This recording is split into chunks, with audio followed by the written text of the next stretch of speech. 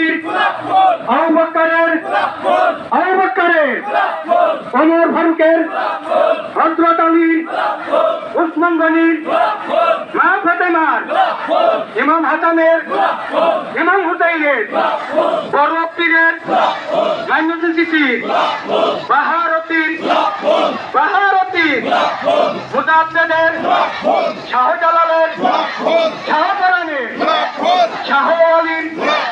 মহসেন আউলিয়ার আমানুর সাহেব কেরামত সাহেব খান রহমানি